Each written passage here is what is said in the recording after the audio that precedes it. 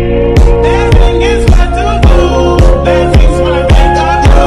Dancing's what lifts my soul. Dancing's what makes me whole. Welcome back to my channel, and if you're new, welcome to my channel. Thank you so much for clicking on the video. I hope you enjoy. So today I'm going to be doing a high school advice video. A lot of people asked for like a freshman advice video, but I figured that I would just put it all in one to like go with every grade. So I hope you enjoy. So let's go on to the video. Okay, so I'm a senior this year, so I can kind of speak from experience, I guess. I'm not saying like I'm an expert on high school. I feel like everybody's not an expert on high school, but just from my experience, I'm gonna give you some tips and tricks and everything to survive high school, because it's 4 years. You gotta make the best of it. I asked people on Snapchat to ask certain questions if they had any, and if they wanted to be known, go ahead and put their @ so if any point in the video where an @ pops up, it means someone asked that question and they put their @ Davina asked, stay on track in high school. Don't procrastinate, don't cheat, and always turn in your work.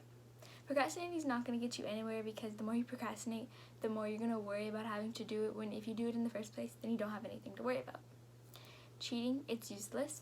If you don't know it, you don't know it. It's better to go for it and just take the test if you don't know it and fail, rather than cheating, because say you cheat, you get your test taken away and you get a 0. But if you fail, there's possibility where you can retake the test so you can get a better grade. And always turn in your work on time. Most teachers, depending in what grade and if you're how your teachers are, most teachers sometimes take late work, some teachers don't take late work, and some teachers take late work but mark off like scores or like take off percentages. So just turn in your work on time. It's really not that hard to turn it in. Like, make it a goal of yourself. Say you have homework, go home, get all your homework done, so that way you can relax after and not have to worry about anything else. So these 2 people asked this question. So some study tips for high school: make flashcards, and if you don't want to like write on flashcards, use like Quizlet. I use Quizlet a lot. And make sure you take notes throughout the classes. Even if your teachers don't make you take notes, it'll be helpful to take notes, so that way like later on in the week, say you have a test coming up, maybe take the notes, like say you have a test on Friday, take the notes on a few days before, and then the night before the test, summarize the notes, so that way you know what it is. And I had a hard thing with math, so say you have any subject, don't study just the night before, like study the whole week, because if you study the night before, it's really not going to help that much unless you study that way. But personally, I found it easier if you studied all week rather than just studying the night before, because you don't get much in. You're kind of stressed the night before. You're like, oh, like I don't know anything, how am I going to get to know it in a night? So try to do it a whole week and not just the night before. So on the topic of friends, this girl asks how to stay away from toxic and drama friends.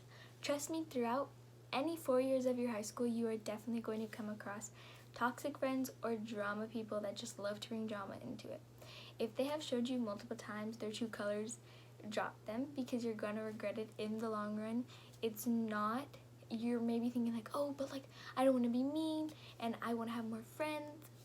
Honestly, it's quality over quantity.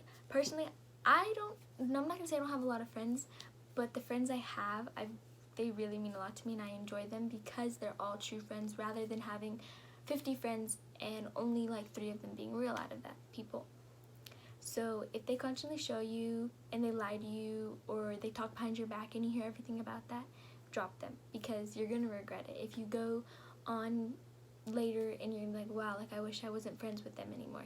I don't have that, I personally, so I'm not talking that out of experience, but I've heard before, if you have a feeling about those people, just drop them. Don't try to continue to be their friend, because it's not going to help you.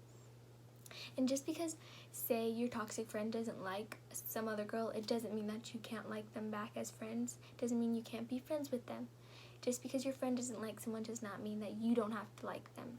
Don't be afraid to make new friends. Don't be afraid to go talk to someone, or if you don't, say the person you sit next to, you don't know them, talk to them, start talking to them, be their friend. It's not going to hurt you. Clubs, sports, anything like that are a good way to make new friends, because you find friends that are interested in the same thing as you. Say you like soccer, you join the soccer team, and you can get to know everybody on the team and you're friends with them because you guys have something interested like together in. Make sure you get involved in school, because you will regret it if you don't. Personally, I didn't really get involved in anything besides swim, and that's pretty much it. Like, I didn't get involved in any clubs. I would say get involved in clubs, make sure you go to dances, football games. It's high school. You're only there for 4 years. Make it count. This person asked me, is friends okay in classes? Honestly, yes. Like, if you have friends in that class, that's a good thing. I wish I had more friends in my classes. I think that's a very good thing. If you're very distracted easily, I would say not to sit next to them if your teacher doesn't have a seating chart. Most teachers already have a seating chart. They don't really let you pick your seats. I guess it just depends on the teacher and what grade you are in. Yes, like I said, friends in classes are a good thing, because if you don't know what the homework is or something, you can always say like, hey, like, did you get the homework? Like, do you know what it is? Not necessarily saying asking them for the answers or anything like that. I'm just saying so you know what's going on, just in case you forget or if you're absent or something like that. So friends in the class are a good thing.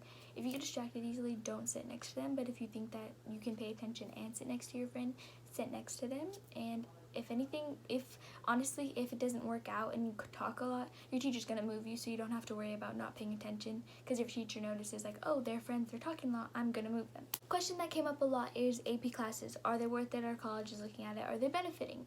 Personally, I did not take any AP classes, and I don't know if I'm going to regret it when I'm applying for college this year. So if I regret it, or if it doesn't get me into college, I'll let you know. But my friends, they took a lot of AP classes. They said it was very hard and stressful. Personally, I feel like they're not beneficial unless you take them all 4 years of high school. And they will help you in your school life, in your college life, but they're not going to help you in your social life. I know that. I did have an AP class for a week, and the teacher straight out said that if you want to have a social life during high school, drop this class. So what I do? I dropped it. Sorry. Yeah. AP classes are beneficial. They're gonna help you. They're college level class. They're getting you ready for college. Even if you're a freshman and you take AP classes, it can help you. AP classes are there to benefit you. Like I said, personally, I feel like they only benefit you if you take them all 4 years. Colleges do look at them. They look at your AP scores and everything. They take that stuff very seriously. So if you feel like you can maybe maintain a social life and a school life with AP classes, go ahead and do it. And if at any point it gets too hard, I don't think it's that hard to drop out of the AP classes. And I'm not saying drop out of AP classes or don't take them in the first place, just speaking from my experience. Elaborate on more on like drama and everything like that. Don't get into fights. They are useless. They're not going to get you anywhere besides maybe suspended or expelled. Because after the fight, whoever lost is going to be mad that they lost. Whoever won is going to be happy that they won and brag to the person that they lost to. It's not going to get you anywhere. Violence is not going to help. So don't be one of those people that constantly getting into fight thinking it's cool and stuff, because it's not. It's really not. You're going to regret it later in life thinking, oh, why was I such a problem child? Or why did I get in fights? Because there's no reason for it at all.